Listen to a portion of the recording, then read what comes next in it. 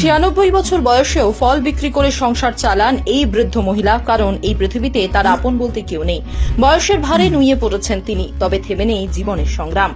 বাবা মায়ের একমাত্র সন্তান ছিলেন তিনি। বিয়েও করেছিলেন, কিন্তু ইলেকট্রিকের কাজ করতে গিয়ে মারা যায় স্বামী। তারপর আর বিয়ে করেননি তিনি। এরপর বাবা মাও একে একে মারা যান।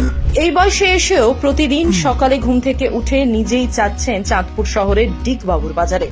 বৈরী আবহাওয়া, ঠান্ডা গরম উপেক্ষা করে প্রতিদিন সেখানে গিয়ে কিনে আনেন 600 থেকে 700 টাকার ফল, আম, আনারস, শসা বা যা বাজারে ভালো পাওয়া যায়। সেখান থেকে ফিরে রান্না বান্না করে খাবার খেয়ে আবারও রওনা দেন শহরের ডিআইটি এলাকার মার্কেট চত্বরে। দিনের বাকি সময়টা তিনি কাটান সেই ফল বিক্রি করে। লাভ হয় গড়ে 300-400 টাকা। এভাবেই একটানা প্রায় 50 বছর ধরে করে চলেছেন এই ছোট্ট ব্যবসা। নিজস্ব কোনো জমি বা ঘর নেই তার। থাকেন এক ভাঙাচোরা বাড়িতে। বৃষ্টি পড়লে ছাদে চুইয়ে পড়ে জল, শীতে জমে যায় ঠান্ডা।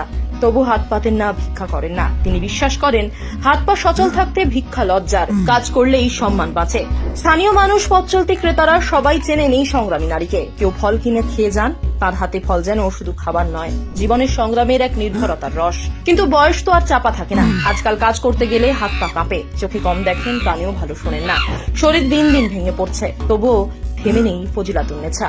বয়স যখন 100 ছুঁই তখন অনেকেই বিশ্রামে দিন কাটান, পরিবার পরিজনের সান্নিধ্যে থাকেন। কিন্তু ফজিলাতুন্নেছার জীবনে নেই সেই আরাম বা সহায়তা। কারণ এই পৃথিবীতে তার আপন বলতে কেউ নেই। না মা, না বাবা, ভাই বোন, না সন্তান।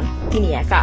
চাঁদপুর জেলার মতলব থানার কদমতলী গ্রামে জন্ম এই মহিয়সী নারীর। বাবা ছিলেন গনি মিয়া। একসময় বিয়ে করেছিল হাকিম ভুঁইয়া নামের এক ইলেকট্রিক মিস্ত্রির সঙ্গে। কিন্তু বিয়ের কয়েক বছরের মধ্যেই তার স্বামী বিদ্যুৎস্পৃষ্ট হয়ে মারা যান। তারপর থেকেই শুরু হয় এক নিঃসঙ্গ জীবনযাপন।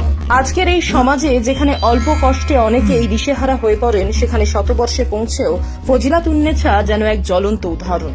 তার জীবন থেকে আমাদের শেখার আছে অনেক কিছু। আছে আত্মনির্ভরতা, আছে লড়াইয়ের জেদ, আছে মাথা নত করা সাহস।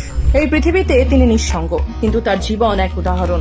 সবাইকে শেখায় বাঁচতে হলে শুধু শরীর নয়, ইচ্ছা শক্তি আসল ভরসা।